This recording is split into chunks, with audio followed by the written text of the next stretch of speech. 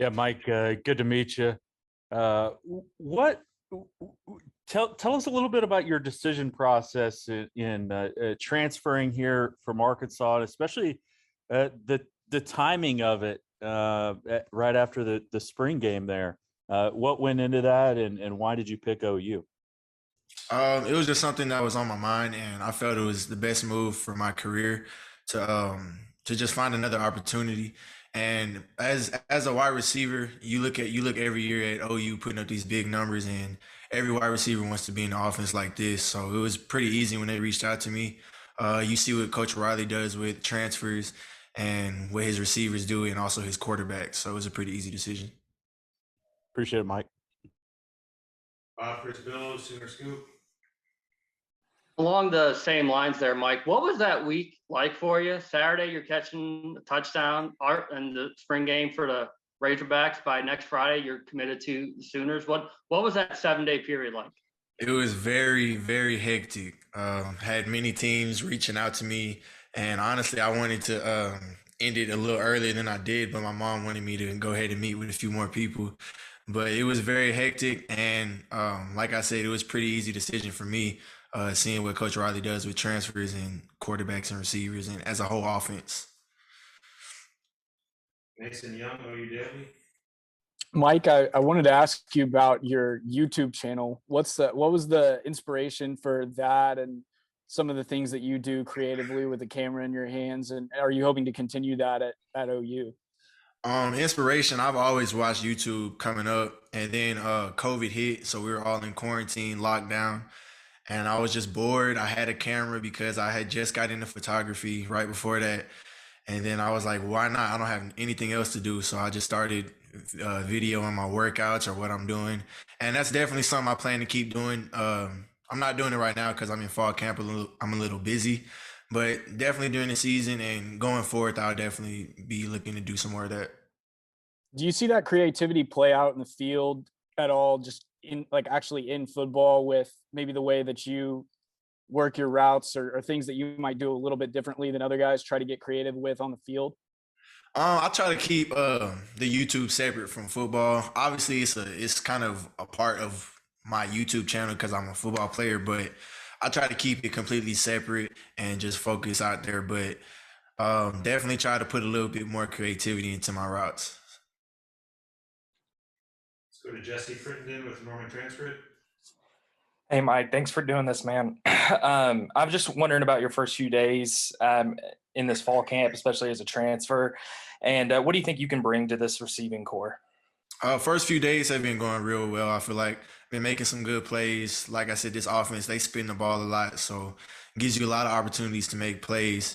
And what was the second part of your question? So what do you think you can bring to this receiving core? Oh, I mean, we're all pretty dynamic, so I'm just another dynamic we can add, deep ball, short, intermediate, whatever they need from me, I plan to provide. So, Gotcha. Thank you. Eric Bailey, Tulsa World. Hey, Mike, thanks for your time today. Just what was the biggest transition in terms of learning the Oklahoma offense, personnel, stats? What was the biggest transition you've had to make so far? I mean, there's not many more concepts you can get into. This is my third offense. I've played 3 seasons, so there's not many more concepts you can get into.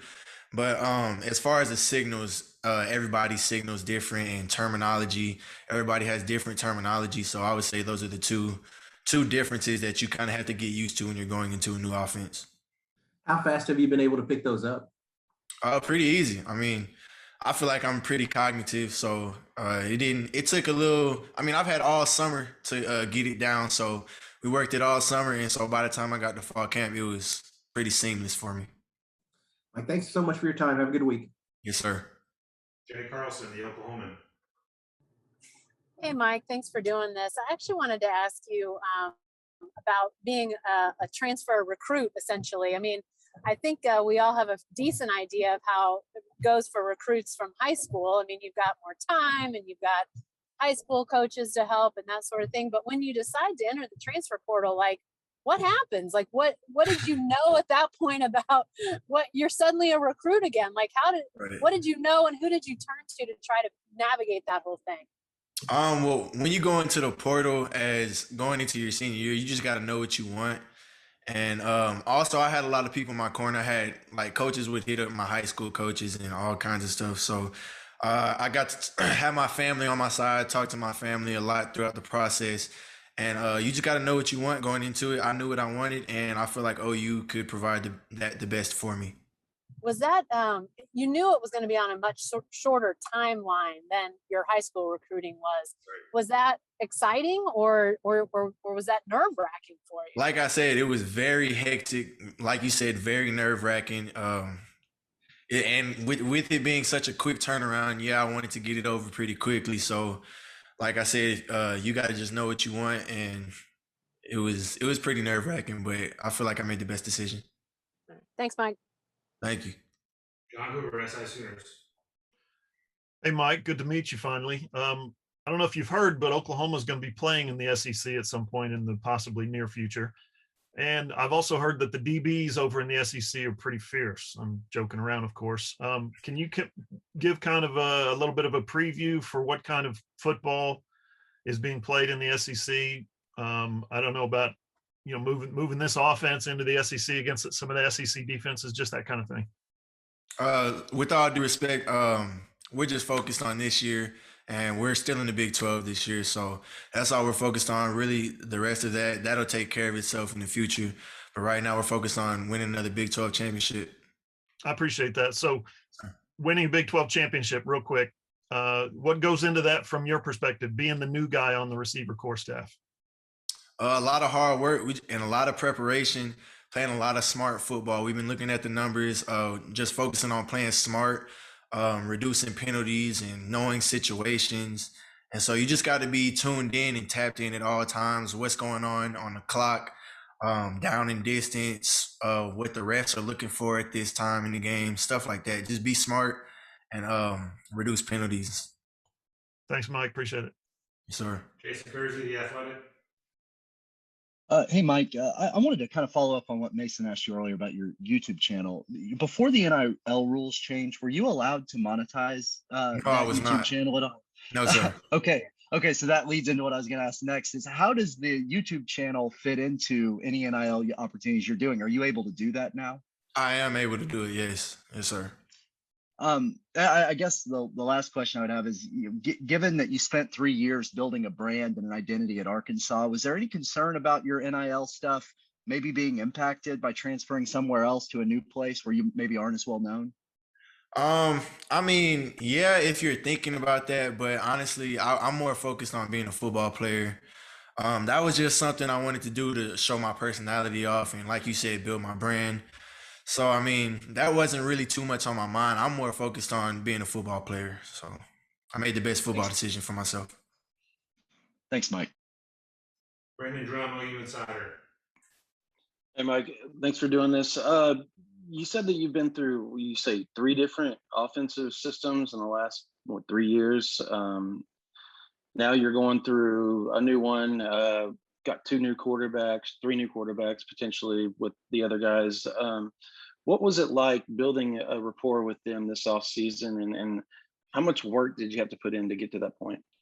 It was pretty fun building a rapport with those guys. Like I said, we've been working all summer. As a quarterback and receiver, you automatically are gonna bond. You're working with each other every day. So, and you as a receiver, you want to build those relationships with the quarterbacks, especially. So, it's been fun, and we do a lot of work during the summer. So, we did what we had to do. We were in there almost every day, 4 times a week, pretty much throwing the ball. Getting to know how they throw the ball, how I run routes and stuff like that. So it's been a pretty fun experience. Did you spend like extra time outside of that film work, learning like what they're looking for in certain routes and certain coverages and stuff like that?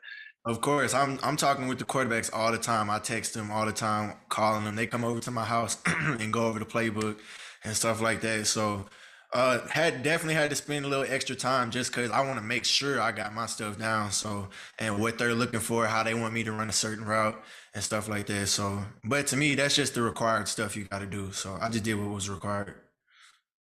Thanks, man. James Hale, KREF. You know, you said earlier, Mike, that you made this move because you felt it was going to help your career. Could you get into that a little bit? I don't know if you're talking offense, quarterbacks, just wide receiver coaches. I don't know exactly what you mean by that. So if you could dive into that a little bit, why will this move help Mike Woods?